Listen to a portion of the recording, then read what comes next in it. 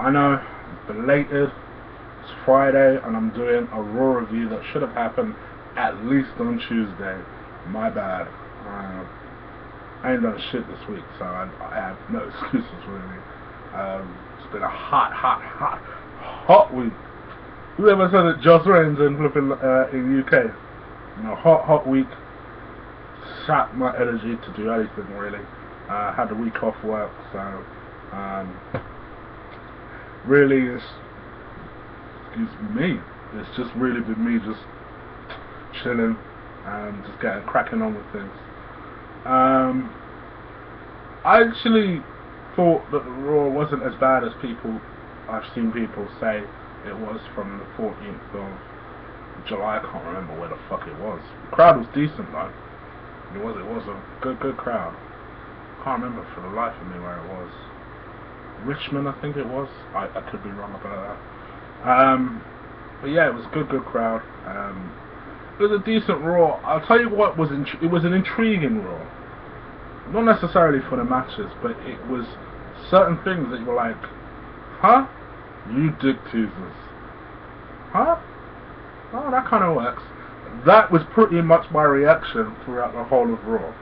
So let me race through it and I'll show you what I'm talking about. I'm going to go through the matches and then some of the things that came out of there, of other segments within the show. In an absolute, like, what the fuck shocker, to the point where I've marked out a little bit, The Miz beat Sheamus and beat him clean. I was like, what the fuck? Beat Sheamus clean. I actually really like the movie character with Miz, and I'm not a Miz fan, never have been, probably will never will be. But what I like about what he's doing is you can see he's enjoying himself. He's having a lot of fun with it. Hollywood characters tend to get over in WWE because people hate fucking sellouts, and it works with heels really well. Rock was the first one that, well actually to be honest it was Hulk Hogan that was the first one to really do it. Then when Rock did it, he was an absolute fucking legend at it. Batista got over at one point doing like this kind of almost arrogant, I'm above everyone type of heel, which I wish he'd revert back to when he does come back, because I think he's brilliant in that role. And now Miz is making it work. He really is making it work. He's not quite getting over yet with the fans. I think there still needs some time because, like most people, they're a bit funny when it comes to Miz. But he is making it work. He's gradually getting over. He really is. So I'm rooting for Miz in that respect. So yeah, I marked out a little bit of that. Dolph Ziggler versus Fandango. Beat Fandango. Two girls posed in the ring with him. There's that tall blonde one. Forgotten her fucking name now. Layla and Summer Rae. Apparently they had a lesbian kiss in one of the house shows and people were bossing a nut in their pants. But yeah, still don't think Summer Rae is all that hot. She's alright. I don't think she's smoking hot though, but Layla, anyway. Alberto Del Rio versus beat Rob Van Dam. Quite frankly, I was rooting for Rob Van Dam. That's how much I do not give a shit about Alberto Del Rio. And that's definitely continuing this feud of the Bellas. I'm not sure where the fuck this is going, but she put Nikki in another handicap match, and it was Alicia Fox and Cameron, who's now a fully fledged heel, beat Nikki Bella. I see Cameron being another Alicia Fox, really, and being lost in the shuffle. But I don't know. She's not talented at all. She needs to go back to fucking NXT or something. She looks dangerous in the ring to me. I'm not a fan of her at all. Big E defeated Cesaro. I'm going to do a video about Cesaro. You guys will probably have an idea of where I'm going with that. But I will do a video very soon about Cesaro. They made a big deal out of the fact of Paul Heyman wasn't there. But Michael Coquette alluding to the fact that he's seen Paul Heyman, so he doesn't know why he's not with Cesaro. We'll go to some way to explain that in a bit. And then, so yeah, Big E defeated Cesaro. AJ Lee defeated Ava Marie, the redhead. Was what it was. Teasing. What's her name was out in the feud? The English girl. Paige was out there. I like what they're doing there. I must admit, people are not talking about this, but I actually quite like the kind of interaction they're having with it. That's the way women are. Women are the type of people where they'll say that they're cool with someone, like another girl. They'll say they're cool with them, and they're kind of like bitching through their teeth, like they're proper smiling through their teeth. That's the way women are, and that's what you got here. You got a lot of this, oh, I'm happy for AJ, me and AJ are friends, blah blah blah blah blah, and I hope we have a good match. This was coming from Paige a lot. Once AJ beat Ava Marie with her Black Widow myth, she came, sat on the table, and was like, "Hi Paige, how are you?" Kind of an awkward exchange, but I liked it. I thought it was really good. I thought it was good stuff. I don't know why people are not going on about it. I've written a couple of reviews. I'm surprised people are not talking about the feud, but I actually really like the feud, and I hope they have a good match. But yeah, so that was good stuff. Bo Dallas is quickly starting to become one of my favourite characters. He really is. He's starting to become. WWE might have stumbled into something special here.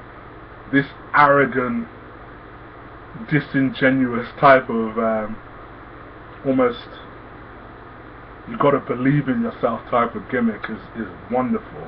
It's perfect. It suits him. You can tell he's having a lot of fun with it. It was fun. It's funny. It's getting over as well. I'm really liking it. And I hope this streak continues. Damn it! I hope this streak continues. WWE have let me down with one fucking streak. They better not let me down with this one. So yeah, so Bo Dallas beat Carly via knockout. You know, by hook or by crook. A win is a win. And then in the main event, John Cena and Roman Reigns defeated Orton, Kane, Seth Rollins via disqualification. I didn't really watch the match too much. I can't really remember what the fuck I was doing, but I didn't really watch the match too much because I knew how it would end, and it ended exactly the way I thought it was Roman Reigns reigning supreme. I did a video on Sunday, I believe, on Monday, hoping that they wouldn't put Roman Reigns too strong. They've ignored that shit because he was reigning supreme again. I am worried because whenever they start booking monster baby faces this strong, crowd turns on them motherfuckers quickly. And you're starting to hear of the dissension a little bit in the internet community, and that will leak out eventually into crowds, and they'll start hating on Roman Reigns. He is front and center right now. He has to be, seeing that Bryan is out, so he's almost taken Bryan's spot in that respect. But he's pushing, and I hope he gets over. I really do.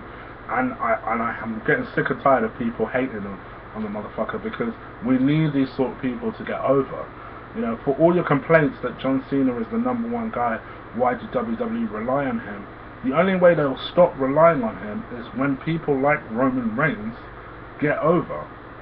The person I'm a little bit worried about is Seth Rollins. He's almost the forgotten man at the moment. Seems to be being a bit lost in the shuffle. I don't know if that's deliberate, given the fact that he has the briefcase, so that when he does cash it in, it will be more of a surprise. It will almost be like, oh yeah, I forgot the fuck I had the briefcase. But he's almost a little bit forgotten at the moment. I know they do refer to him every now and again as the Plan B, but I find that he doesn't always come to my mind when we're talking about main storylines at the moment. It's just a thought. At the start of the show, Dean Ambrose got taken the fuck out, and you're wondering, where the fuck is John Cena and Roman Reigns? Don't you care that your partner is being taken out of the match? Like, there was no support. They were basically taken out by the Authority, i.e. Kane, Seth and Orton, and they didn't help, and you're just like, what the fuck? But anyway, that's the boring part. The interesting parts were twofold, really. What I noticed was this. Well, actually, there were three parts, really, because there was something interesting that Cena did as well. WWE, let's be honest, you motherfuckers are dick teasers. They did an awesome fucking promo video for Sting, right? That would be worthy of any debut. And it turned out to be for the fucking game. And everyone was like, oh, fuck off. People were pissed.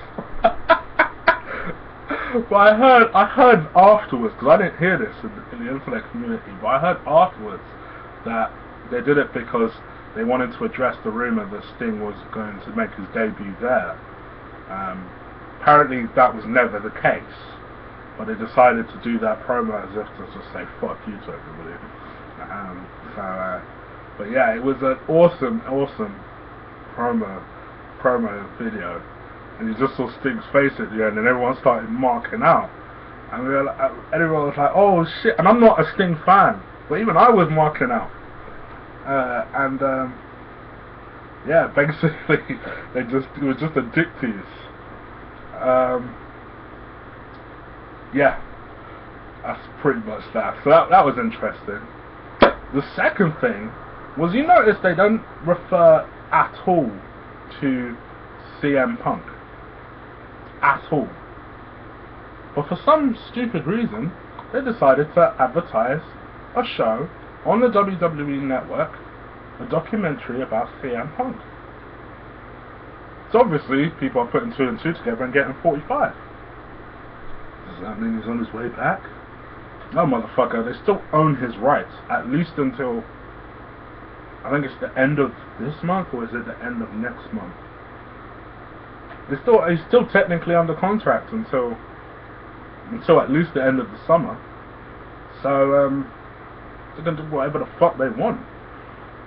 And they know that he has a fan base. It means more people signing on to the damn network.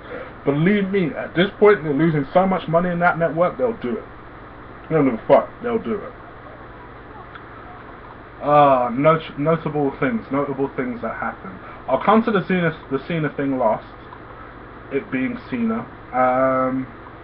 The other thing I noticed is the other thing that was apparent was Paul Heyman. I said I would come back to that.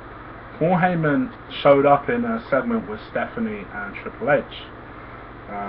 Well, to be honest, it was just after Seth. So Seth basically came in and said that if Plan A doesn't work with Orton or Kane, there was always Plan B, and he held up his briefcase, exited left. So then entered right was Paul Heyman. And Paul Heyman basically said if Plan B doesn't work,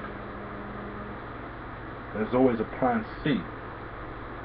Clearly referencing Brock Lesnar. So expect him to make an appearance very soon, if not at Battleground. The other thing I thought was really good, actually, and again I don't think it got the credit it deserved, was Chris Jericho. I thought Chris Jericho did a great job in his promo today, because what he did was twofold. He established that Bray Wyatt is an absolute threat, 100%. Didn't take the piss out of him like John Cena did.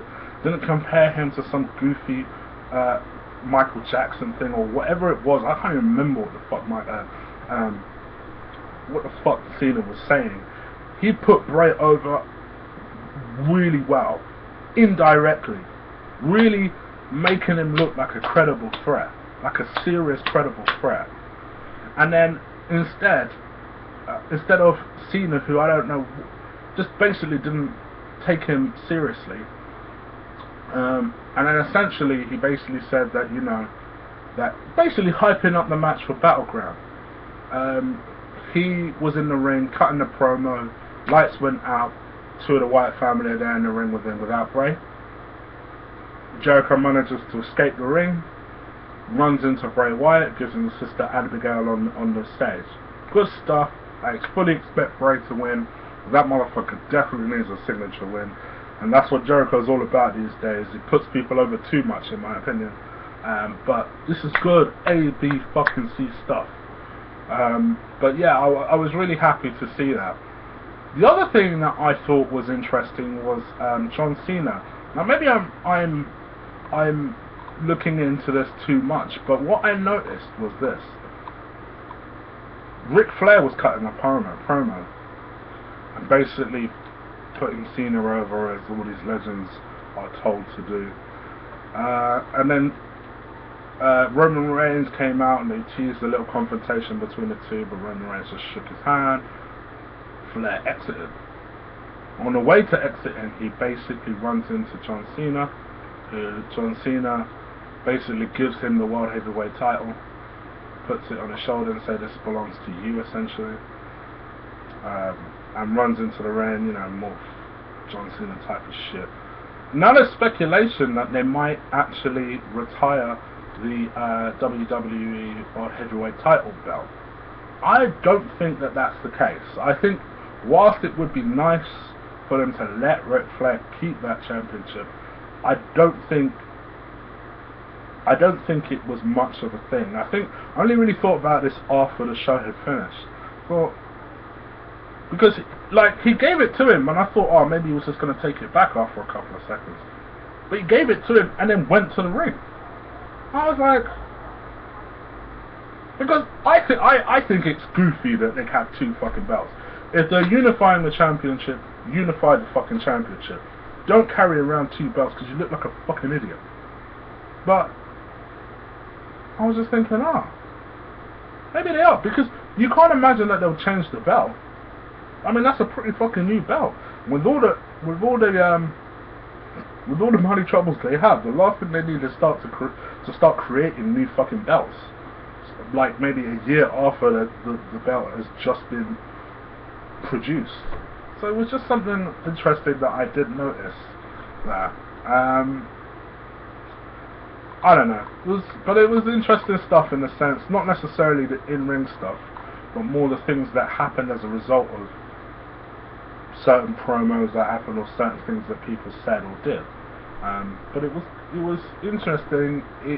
Will it get me hyped enough to watch Battleground this Sunday? Probably not. I might watch it if I'm not doing anything interesting, but I'm not ordering it, so can't see me really watching it. But I don't know. You guys let me know what you thought of this week's Raw. I apologise for it being so late. Take care.